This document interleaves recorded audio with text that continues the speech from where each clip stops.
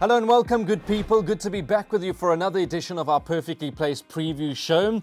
This time it'll be for our midweek race meeting here at Hollywoodbets Kenilworth. It'll be Wednesday the 21st of May. Now, we know it's a pre-recorded show, so I just want to give you the heads up. There's been quite a bit of rain already on this Monday. In fact, driving into Kenilworth to shoot this preview, there's been quite a bit of rain. Tuesday, they're predicting quite a bit of rain, and that leads us into Wednesday. So we're going to have to stand by for those conditions. I'm sure you'll be able to pick that up. We'll disseminate the information accordingly. But for now, a good card. Money to be made. I will give you the betting as we go along. First race goes off at 11:40. The Bipot starts race 2 at 12:15. PA race 3 at 12:50. The big one is the pick 6. That's race 4 at 13:25. First jackpot race 5 at 2 o'clock. And the second jackpot only starts in race 7 at 3:15. All things being equal, the last race will be race number 10, and that goes off at 5 o'clock. Before we dive into the card and I give you all the nitty-gritty, just a reminder about our social media pages. You can find us on Facebook, on Instagram, and then you've got our YouTube channel where you'll find the perfectly placed interviews that were done with the respective trainers for this midweek race meeting on Wednesday. A big thank you to those trainers. I know the punters really appreciate it, and let's hope that we can all find some winners together. All right, so we'll go straight into race number 1. 11:40, the Hollywoodbets Kenilworth welcomes your maiden juvenile plates. It's over 1,200 meters, so they line up at the top of the straight. The market at the moment has got number 8, Follow Your Heart, at 5-2. Number 5, Star Major, at 7-2. Number 2, Rockin' and Rolling, the first timer, is now trading at 4-1, has already found quite a bit of support. 3, Canal Skaters, at 11-2. Number 1, Asher Cools, at 6-1. And after that, you're getting 8s and better. All right, let's run through it. You can make a case for a few of them. I did speak to Vaughan Marshall for Perfectly Placed. He confirmed that number 1, Asher Cool's doing really well back at home. It's a competitive field. They're just hoping that he can take a step forward from that last run, and he should be amongst the first 4. Gavin Larena, great to have him in the Western Cape. He rides number 1, Asher Cool. Number 2, Rockin' and Rolling, the first timer. Very well bred. Andre Null is the trainer. Corne Orff has been booked to ride. I see the comment is quality colts, but bred for further. There has been money around already for number 2, Rockin' and Rolling, so watch him in the parade ring, watch him move down to the start. 3, Canal Skater, Dean Canema and Craig Zaki. They team up with number 3. He's got to have a big chance. He, in fact, moved up like he was going to win on debut, and just that last bit, he found 1 or 2 too good. He ran third. He was beaten just under a length by Happy Verse, and there's no doubt that he'll make the natural improvement back at home. So 3, Canal Skater's got to go into the play. I did speak to Greg Enyon about number 4, Bugle Boy. In fact, they think he'll go very close. He's doing very well, according to Greg Enyon. Grant Van Niekerk's been doing some work at Milnerton, and on his last run, he's got to have a big chance. He ran second behind Happy Verse, so he finished just in front of Canal Skater on that occasion. And then 5, Star Major. He's probably going to be my top selection. Louis Mqatwa gets the ride for Brett and James Crawford. His first run was out the top draw when he ran second, behind that very nice horse trained by Candice Bass Robinson called All the Rage. I believe that Star Major is a horse that, when he does win, he'll go on to win a few races. He looks smart. In fact, I've actually spoken to Brett and the team often about him, and they're really excited to have this individual running, obviously, on Wednesday, and they're very excited about his future. So, yes, number 5, Star Major, probably the horse that they all need to beat when it comes to race 1. But the race doesn't stop there. You've got the favourite, number 8, Follow Your Heart, rested and gelded. He was rested for 66 days, and I see he was gelded on the 18th of March. He's just had the 2 starts. His first run, he ran second to Spacebound. He was beaten 4 lengths. And then his next start, he ran third, beaten 3 and a bit lengths by that very smart horse called North Point. The yard have always thought quite a bit of Follow Your Heart. He's got that big white blaze, and maybe the rest and gelding will help him now. So he needs to go into the play as well. But looking at the betting, looking at the field, we'd probably take our chances. I'm going to go and back this horse, number 5, Star Major. I'm hoping that he's made the necessary improvement at home, and he'll take a bit of beating when it comes to race 1. Race number 2 is where the Bipot starts. You need to be on at 12:15. It's the Claverflay Stud Maiden Juvenile Plate for the fillies. They go to the 1,400 meter marker. The market at the moment's got number 7, Precocious, at 12-10. 3, Oncidium's at 4-1. That's the first timer. Richard Ferree rides for Justin Snaith. 9, Take It As Read at 9-2. Number 1, Splash of Colour at 6-1. And you're getting 7-1 and better those. The comment for Oncidium, the first timer, I see Justin Snaith did say has an each way chance. So perhaps you want to watch this one in the parade ring, watch her move down to the starts. It doesn't look to be an overly strong race if you take the favourite out, Precocious. So 3 Oncidium, the first timer, a horse that we need to watch closely in race number 2. But I want to chat about number 1, Splash of Colour. Ran 6th on debut. Jumped out fairly well, found itself racing a good 5 or 6 lengths off them early and then really stayed on nicely late. You have to think the step up in trip is going to help this individual. From an inside draw, should be there for nothing. And Vaughan Marshall did confirm that she's made some good improvement back at home. So that's one that needs to go into your bets. The stable companion number 2, Mighty Mary, Sean Veal for Vaughan Marshall. If you can, go and watch this horse's first run at Hollywoodbets Durbanville. I thought it was a great run. Might just need it still. Probably a horse, if not on Wednesday. The run after that we can watch closely. Very nice fillies, number 2, Mighty Mary. Definitely one horse that's on my radar, so I'll watch her closely when it comes to Wednesday's meeting. And then the horse that they all need to beat is number 7, Precocious. Elder Dimmer gets the ride for Candice Bass-Robinson. Her first run at Hollywoodbets Durbanville was out the top draw. She ran second to the stable companion Amen Corner, and she was only really getting going when the race was over. You have to think the step up in trip's going to help her. If she doesn't need the run too much from a small break of 77 days, she'll be very hard to beat. She's quite short. She's trading at 12 to 10. And that's the horse they all need to beat in race number 2. Now, I've tipped a Bipot. I'm going to go with the Bipot. You know, I love my Bipot play. If we can catch it a few times, we'll be cashing out. First leg, we're going 1, 2, 7, and 9. Second leg, we'll go Banker 3 by 3, 5, and 6. By Banker 7, by 1, 9, and 11. And the last leg, we're going 1, 4, 5, 7, 8, and 11. Race number 3. PA time at Hollywoodbets Kenilworth. You need to be on a 12.50. It's a celebrating Centurion member, Marsh Shirtliff's birthday. It's a maiden plate. They go to the 1,000 meter marker. Just on that note, happy birthday to Marsh Shirtliff. We know that he puts a lot of money into the sport that we love so much, and he's got a horse a bit later on that we'll spend some time chatting about. But from the Cape Racing team and from the racing fraternity, happy birthday to you, Marsh. All right, so the betting. 3 Tigers, 13 to 20, number 3. Number 9, Iko at 15 to 4. Number 1, Red Wave at 6 to 1. It's 8 to 1, number 4, African Memoir. And it's 20 to 1 and better those. Just a comment about African Memoir. I see Andre Null and his team did say has had issues and will prefer an extra 200 meters. So probably a horse that might just prefer a bit further in time. Trading at 8 to 1 is number 4. I'm going to keep it short and sweet. I really like this horse, 3 Tigers. I can't see him getting beaten. I penciled him in as a horse that we need to follow next time out. He ran second to Churchillian last time. A very smart horse trained by Candice Bass-Robinson. I spent some time at Milnerton on Sunday morning. In fact, I watched him do some work. I spent some time on Monday morning at Milnerton. And I like this horse as an individual. He's got a bit of spunk about him. I think he's a smart horse. And once he gets that first elusive victory out the way, he should train on from there. So short and sweet from my side. Start some multiples. 3 Tigers to win race number 3. The 4th race, the pick 6. It all starts now. 13.25. The Hopes and Dreams stud. It's a maiden plate over 1,400 meters. The betting at the moment's got number 3, New World at 22 to 10. 5, Vapor Trails at 28 to 10. Number 6, Drickus at 33 to 10. 5 to 1, number 7, Yamazaki. And after that, you're getting 11 to 1 and better the field. New World does look a very hard horse to beat when it comes to race number 4. He ran second behind what looks to be a nice horse trained by Justin Snaith, Randolph Hurst. I've said that form line will hold up here in the Western Cape. They're going to slap the blinkers on.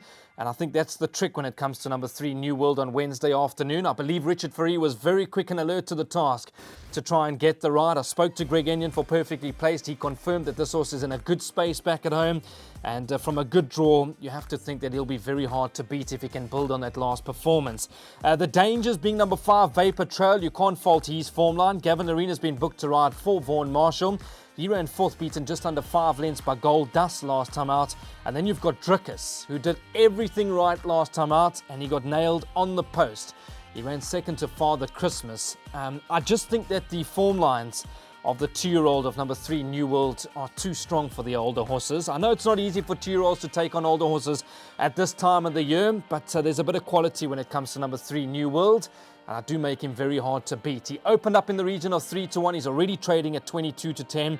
And I'm of the opinion that closer to race time, he'll be even shorter than 22 to 10. So I'm going to go with him in a big way. When I had a look at this race and I looked how we can make some money, if you don't want to back New World on the nose, you can go and take the swinger, 3 and 6.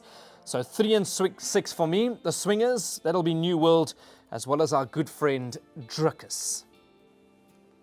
Race number 5, it's my favorite time of the day because this is when the jackpot starts. This is the start of Jackpot 1. The Wolf Power Syndicate, it's an open maiden for fillies and mares. You need to be on at 2 o'clock. The market at the moment has number 7, Miss William at 11 to 10. Number 2, Sweet Conifer at 33 to 10. 1, Cape Captain at 5 to 1. The 9, White Waters at 7 to 1. And after that, you're getting 8s and better. I have tipped a jackpot. I'll run through my numbers shortly. I'm very much in favor of one horse here, and one horse only. Number 7, Miss William. Louis Mkotwa gets the ride for Brett and James Crawford. She ran a very good second last time to Hunger Tonga. She was unfortunately drawn wide. She had to work early. I thought she ran an absolute cracker. She's been sparingly raced. She's just had the 3 runs to date. She ran second on debut behind Rahaba. Her next run, she ran third to We Have a Situation. And then unfortunately, the draw beat her last time when she ran second to Hunger Tonga. So she's progressive. I think she'll be way too good for them. I see the stable companion's been priced up as the favourite. And that alone tells me that I can go into the race with even more confidence because I think this horse, Miss William, is a good couple of lengths better than her stable companion, number 2, Sweet Conifer. All right, so I'm not going to wax lyrical about anything else. I think 11 to 10 is still a good price. I think there'll be a few punters that'll take that with open arms. Let's run through my jackpot numbers, put that slide up. I'm going to bank a number 7 in the first leg. Second leg, we're going 1, 9, 11, 12, and 13. By 1, 4, 5, 7, 8, and 11. By 3, 5, 6, 7, 8, and 9. Race number 6. Race number 6 is the Race Cape powered by Hollywoodbets. It's an open maiden for fillies and mares. Read that name, open maiden. They go to the 1800 meter marker. Favourites number 11, Beneath the Clouds at 7 to 2. 3, Sweet Summer Loves at 9 to 2. Number 9, Louis Stars at 9 to 2. 1, Sesame's at 5 to 1. 8 to 1, number 4, Hay Fever. And after that, you're getting 10 to 1 and better the field. Let's run through them. Number 1, Sesame, Chad Little, Glenn Cotson. They team up. They're having a good time of things in KZN. From an inside draw, you have to think she's a big runner. She was staying on beautifully last time out over 1,400 meters. And now that she steps up in trip to 1,800 meters from a good draw, she should be right there. Now, see how that horse goes in the previous race, Miss William. If she comes out to win, I have no doubt there'll be some support for this individual, Sesame. Those form lines could prove to be quite strong when it comes to race number 6. So you can make a case for her. Number 3, Sweet Summer Love, back from a small break of 95 days. Louis Mkotwa gets the ride for Brett and James Crawford. She's progressing. She too should love the step up in trip. I want to go down further. Down the page. Let's keep scrolling. Number 9, Louis Star, Greg Enyon and Richard Ferree. I've been waiting for this horse to step up in trip. 1,800, 2,000 meters, it doesn't matter. I spoke to Greg, 4 perfectly placed, and he said to me, I'm confident. Short and sweet, they're expecting her to go very close to winning. Apparently, she's flying back at home. This looks to be the right race for her. 61.5 on her back. I'm not too concerned about the weight. Richard Ferree would have gone back, watched the replays. He knows her well. And according to the yard, they don't want to know. They're quite confident that she'll be very hard to beat. But my top selection will be number 11, Beneath the Clouds. Gavin Arena for Michelle Ricks and Harold Crawford.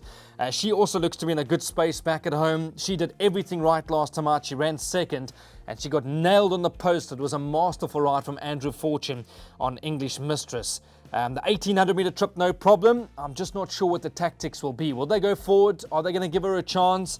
Either way, she'll be right there, number 11, Beneath the Clouds. It's a competitive race. I see the market's got Beneath the Clouds at 7 to 2, 9 to 2, number 3, Sweet Summer Love.